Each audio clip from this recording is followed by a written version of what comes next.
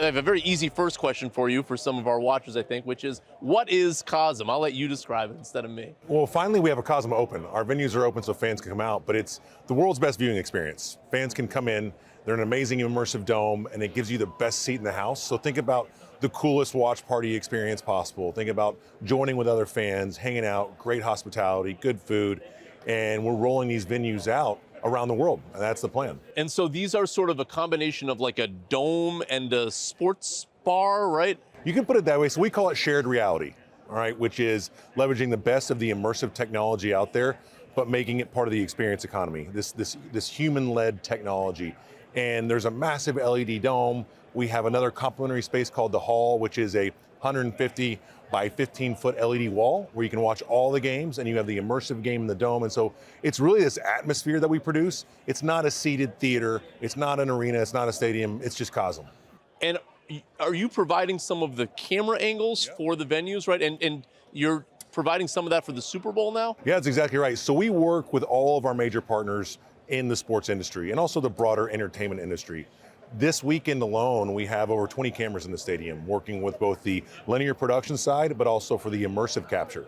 For the immersive capture, there are actually 7 dedicated cameras in the stadium and another 3 in and around New Orleans to give fans in our venues the actual feeling of being there. That's the whole thing.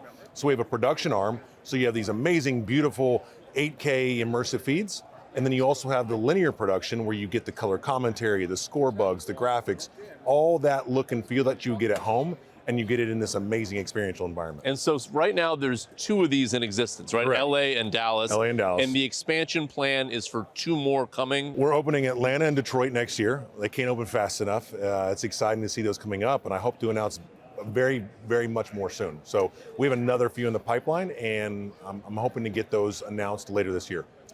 All right, I want to talk about the business a little bit of Cosm. So ballpark, obviously it's going to differ from city to city, but what does it cost to build one of these buildings? Yeah. So that's a great question. A lot of people ask that. I will say we've really modeled this thing so the single site economics shore up. This is not something where we're throwing a ton of money at an issue. We really built this from the ground up. We don't share those numbers publicly right now, but it's a combination of the real estate development and all of our technology. So all the tech you see in there is Cosm. We manufacture the domes, we do the hardware, the software, so it's the full stack. We're a vertically integrated company, so it allows us to scale this efficiently and economically, and that's the focus that underpins the economic analysis here. And then how are you making your money? Is it the concessions that are happening inside? Is most of the money coming from rental? We have a lot of ways we do it. So ticketing and F&B, so fans buy tickets to the events. They also spend in F&B. We also do sponsorships, advertising, we do private events. There's a lot of ways we look at monetizing the experience. The goal is to make sure fans have that value for the time spent. If we can do that, we know everyone will feel good about the monetization of it. And so it's the ticket sales that are driving a lot of the economic proposition here. And then what's interesting is with the Super Bowl this Sunday, we have an event in LA, and in Texas, it's actually branded by Verizon, so a Verizon Fan Fest. So letting Verizon come in, which is a league partner, to come in and create an experience as well. And so we're able to look at both ways to do this to make sure the fans at the end of the day have an incredible experience. So you're charging Verizon some sort of flat fee? Yeah, or something exactly. like that, Think about Verizon like a Verizon hosted event. So there's a lot of different ways we can look at monetizing that experience. We focus on delivering that, and then we can convert and monetize from there. Are you guys profitable yet? We're doing well. We're doing well. So as we look at these single site venues, we really focus on the per unit economics, and then those roll up. Now, we've done a lot of investing in our tech stack and acquisitions and things like that.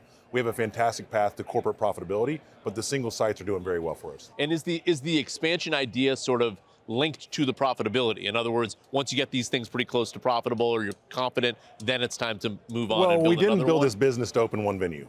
So if you think about building the corporate business, the enterprise, it was to scale. We built our own ticketing app, we built our own back-end system. All those elements that contribute to the fan experience, we built that ourselves in-house so that we could have that connectivity. And we built it for scale. One venue is not in plan. We want to do multiples of these at a global scale. At a global scale. So, at a global scale, yeah. So within this country is the idea, let's have one of these things exist in every major metropolitan area? Every major metro, but then I get calls daily from everywhere in Europe. You know, we have Premier League soccer at Cosm. It is a massive fan favorite. Every city in London, in Britain, wants a Cosm.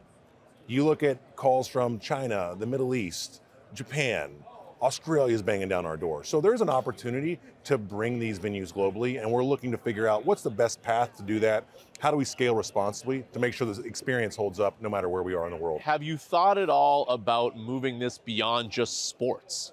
Yes, definitely. So right now, we have an amazing slate of sports. Just in the next few days, we have over 7 leagues represented in our venues, which is pretty wild. College basketball, NBA, Ultimate Fighting, Premier League, EFL, NHL, and the Super Bowl. So we have a full slate. But we also do other entertainment. Right now, we have Cirque du Soleil's O in an immersive format. We also have other entertainment and art concepts that we roll through.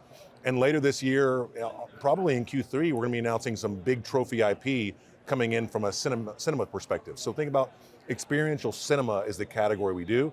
And then we'll also be doing live music in the summertime, where think about live from some of your favorite concert venues around the world into Cosm. So think about audience extension and bringing in those experiences to fans in LA and Dallas. How much money and funding have you guys raised so far? So actually, we raised just over $300 million so far. We announced that last year from a fantastic group of investors, really strategic investors that we feel good about. And as we look ahead... Who were a couple of the strategic investors? Yeah, so Mark Lazary and Avenue Capital, Dan Gilbert and Bedrock, Stan Kroenke and his investment group. NFL owners, NBA owners. Yeah, that's exactly right. Yep. That's exactly right. And so we've got a great group of strategic partners there.